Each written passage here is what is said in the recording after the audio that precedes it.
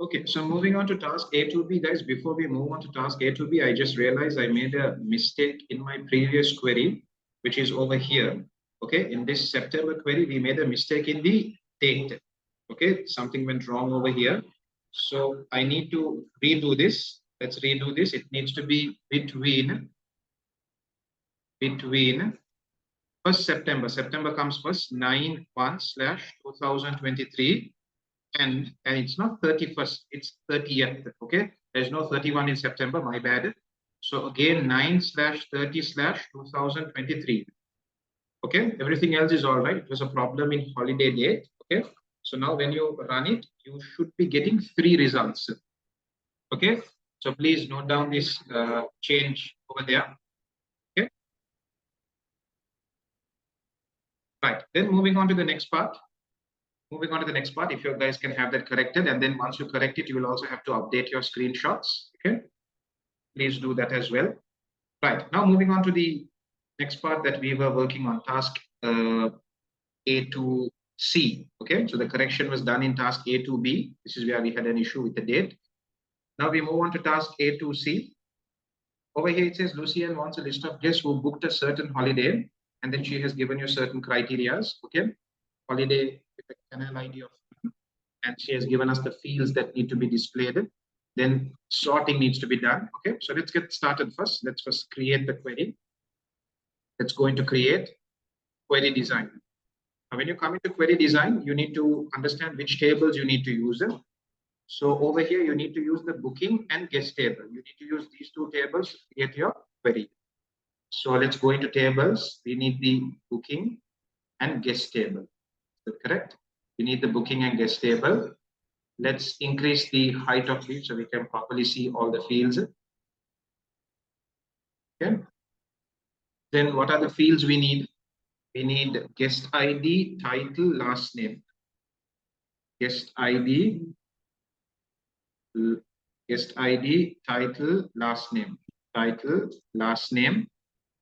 Then we need date of birth and holiday date. Date of birth and holiday date. We need these 5 fields to be displayed. Okay. Now, in terms of sorting, you can see sort the results. So they show the earliest holiday booking first. Earliest holiday booking first, meaning it needs to be in this ascending order. Okay, the earliest comes first and then the latest comes towards the bottom. Okay, so you need holiday date to be in ascending order. Okay, this needs to be in ascending order. That is also done. Okay, sorting is also done. Holiday date. And then canal ID should have a value of 1. This is the only criteria they have for us. Okay, who have booked a holiday with a canal ID of 1. Now, if you do recall last time, if you look over here, we are not supposed to be showing holiday ID. Sorry, canal ID is not supposed to be shown. The list over here, they have not told us to display canal ID. So as we did previously, you will be taking canal ID. Canal ID will be taken, but you will not be showing it in your output. Okay, in output, canal ID is not going to appear, and your criteria will be equal to 1. We'll simply say equal 1. Okay, right. Any other criterias? There are no other criterias. We have done the criteria here. We have done the fields here. We have done the sorting here. So now it's time for us to create the query. Time for us to execute this. So in query design, you have the run button. You can click on run. And over here, you have 3 results that fulfill the criteria that you mentioned. Canal ID of 1. So how are we supposed to save this? We are supposed to save this as canal 1 query. So let's click on save. And let's save it as canal 1 underscore query. And let's click on OK. So now on the left hand side, you can see your second query has also been saved. Okay. Moving on. It says Lucian wants to produce a database report based on the results from canal 1. So your canal 1 query now has to be converted into a report. So let's go into our database query. Make sure you're in the query, and you can simply click on create and say convert this into a report. Okay, but however, before you click on report, do go through the requirements they have given you. Okay, so you can see one requirement is the layout. Okay, So since they have given a layout that you need to follow, normally I would directly get the computer to create the entire report for me. But since they have mentioned a layout that I need to follow, I'll go through Report Wizard. Because in Report Wizard, you can select the layout that you want. Okay, I hope you guys can understand. Over here, they have told us I need to follow the columnar format. So I'm going to go to Report Wizard. In Report Wizard, I need all these fields.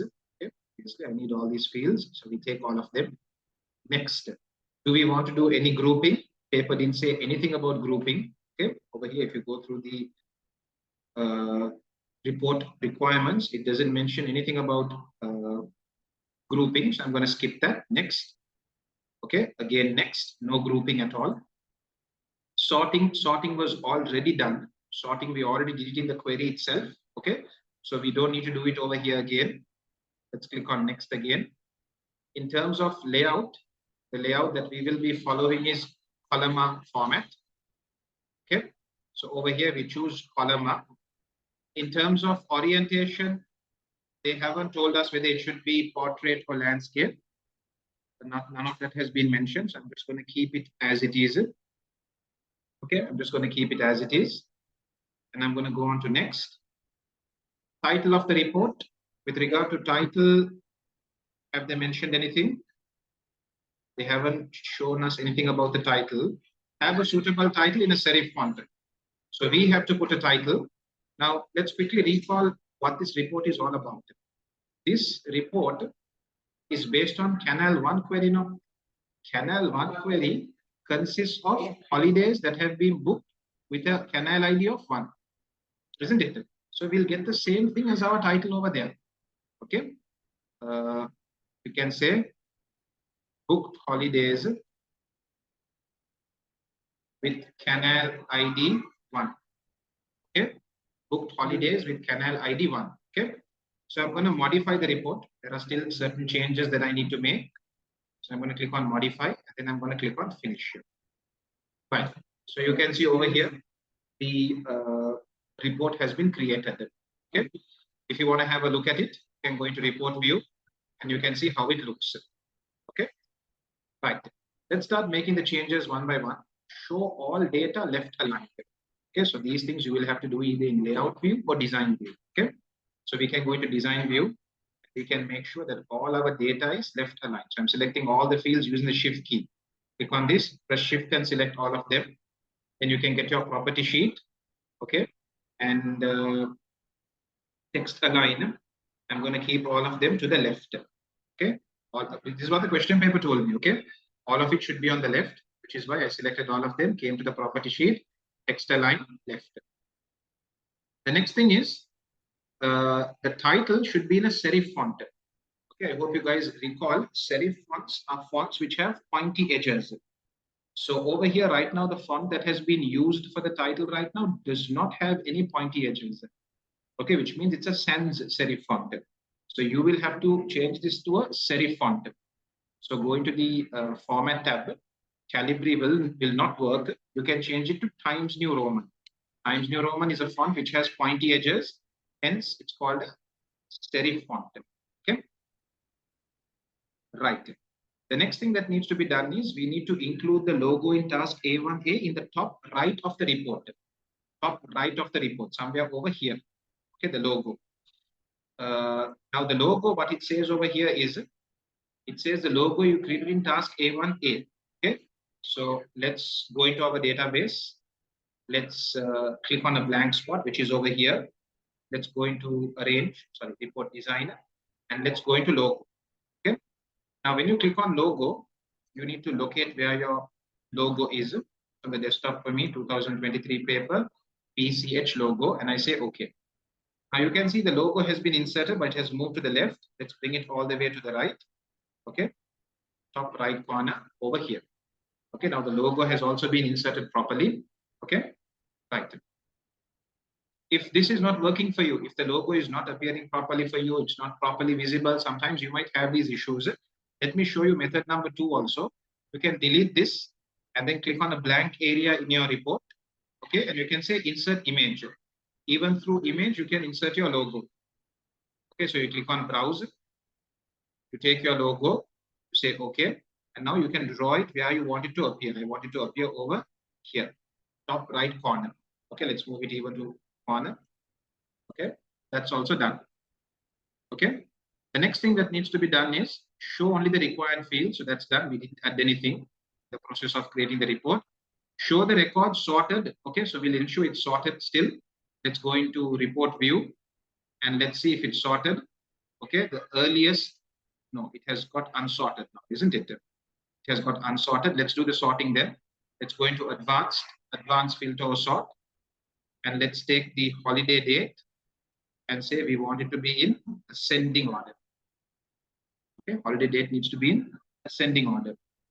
Let's right click and apply the sort. Let's right click and apply the sort. Okay, now 86. It didn't get applied for some reason. Advanced filter for sort, holiday date. Okay, we have put holiday date in ascending order. Okay, earliest bookings, holiday first. Okay, so give me a second to sort this out.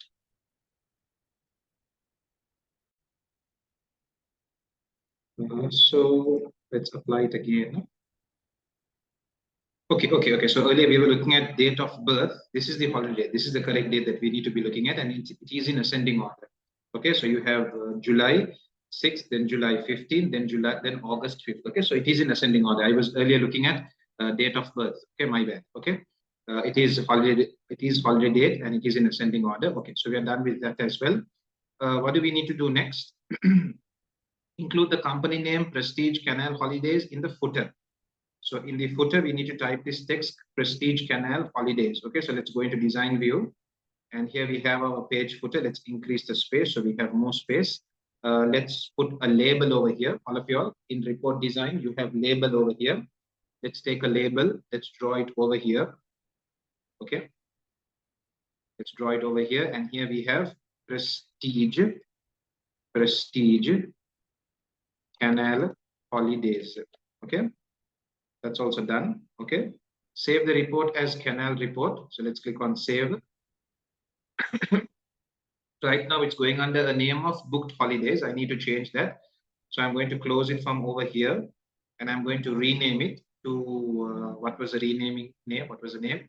It needs to be canal report. Okay. So let's rename it to canal report.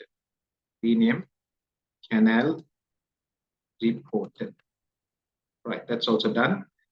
Take a screenshot of the report in print preview. So let's go into print preview. Let's open up our report. Let's go into print preview. And we are supposed to take a screenshot of this. So Windows Shift S. Let's come over here, take a screenshot. Let's come to evidence document, A to C, Control V. Let's also paste it. And then it says resave evidence. So we resave evidence. Okay. Then moving on to the next question, it says over here, answer these questions in the document evidence. Identify one field in the holiday database that could have a lookup list. So if you do recall, a lookup list is a list that has a limited number of values. Okay, and the user can choose one of those values. Okay, so you need to look in the holiday database. Okay, so for example, if you were to take the holiday database, you have 3 tables now. So for example, if you look at the booking table, is there any field over here that has a limited number of values? The answer is not yes. Okay, there's no booking ID keeps changing, guest ID keeps changing, canal ID keeps changing. Okay, holiday length might be possible if they have a fixed length. If they have, it looks like they have a fixed length because it's either 7 or 10 or 14 or 3. But there is also 9. 9 is there. It seems like those are the only few options, but I can see 4 also over here. So it seems like holiday length can keep varying. Okay. So we cannot have a lookup list for holiday length because you can see it keeps changing. Okay. So let's move into the canal table. And in the canal table, let's see if there are any fields that have limited number of values. Once again, over here, we can see each record is having a different value. Okay. Let's go into the guest table. In the guest table, you can see for title, we have a limited number of values, which is MR, MS, or DR, or MRS. There are 4 options that users can choose from. When it comes to inserting title, users can either choose MR, MS, DR, or MRS. So for the title field, we can have a lookup field. Okay, with regard to our question. one field which can have a lookup list, it would be ideal for the title field in the bookings table, sorry, in the guest table to have a lookup list. Okay, so let's type it over here. We can say title field in the which table? In the guest table. Okay, right. The second question says, explain why a lookup list is used. So we use a lookup list in order to prevent users from entering inconsistent values. We want them to choose a value from the list that we give them. We do not want them entering inaccurate values or inconsistent values. Now, for example, when it comes to title, if I allow users to type their own values, I'm going to have an array of values. You know, I'm going to have REV and I'm going to have, for example, master, and each user can put different values. It's going to be a mess. It's going to be inconsistent. So which is why I'm going to limit it and I'm going to tell users choose one of these values and enter your data. Okay, so let's type that response over here. You can say in order, type it over here. In order to prevent users from entering inaccurate or inconsistent values and restrict users to only choosing values that have been provided by us, okay, or by me, okay, whoever it is. The next question is, state the validation check that would be most appropriate for the postcode field. So if you were to have a look at the postcode field in the guest table, over here we have a postcode field now. So they're asking what would be an appropriate validation check for the postcode field. Okay. So if you look very carefully at the postcode table, if you look at the values that appear in the postcode, you can see they are all following a certain format. You can see the first three, there are 3 characters, then there is a space, and then there is another 3 characters. Isn't it? You can see they're all following a certain format. And in that format also, you can see the first character is always a letter. The second and third character is always a number. Thereafter here, the first character is a number and the remaining 2 characters are always letters. You can notice that. You can see certain format is being followed over here. So the validation check that you would have for postcode is a format check. Okay. So over here, you can give the answer format check. We would have a format check over here. The next question goes on to ask, explain why a primary key is used in a database. So every database, guys, every table in a database will have a primary key, will have a field which has unique data. Okay, so for example, if you were to look at this guest table, you can, let me close everything else now. So do you want to save changes? Yes, close, close, close, close. Now, let's go into the design view of this table. Okay, so you can see, for example, in this table, the guest ID is the primary key field. Now, the guest ID has only unique values. Why does the guest ID have unique values? So that we can refer to a particular guest. You get it? If we call a guest by their last name, multiple guests will show up. Okay, because it's possible for multiple guests to have same last name. So we need to have something unique about every guest, which is why we have a guest ID, because every guest will be given a unique ID. Now, the field which has unique data will be assigned the primary key. Okay. Why do we assign this the primary key? So that we can refer to one record at a time. You get my point, guys? I'll repeat myself again. Whichever field has unique data in it, that field will be made the primary key field. Now, why do we need a field which has unique data in it? So that we can identify a record. Okay, so when I call the guest ID, only one guest is going to show up. I'm not going to have multiple guests showing up. Clear? However, if I call by last name, multiple guests might show up because it's possible for multiple guests to have the same last name. It's possible. Okay. So let's put our answer over here. So the question goes as, explain why a primary key is used in the database. You can say, let's write it over here. You can say primary key is assigned to the field which has unique data. Okay, so that each record can be individually identified. Okay, so when you refer by guest ID, or by holiday ID or by booking ID, you will be able to identify an individual record, because only one record will have that ID number. Two records will never have the same ID number. If they have, you cannot make it the primary key. Primary key can only be applied to fields that have unique values in. Okay, I hope my explanation made sense to you. Okay, with that, then guys, we have come to the end of. We have to resave evidence. Let's resave evidence. And with that, we have come to the end of we have come to the end of our database question. Thereafter, we have to move into presentation. So in next video, we'll move on to presentation.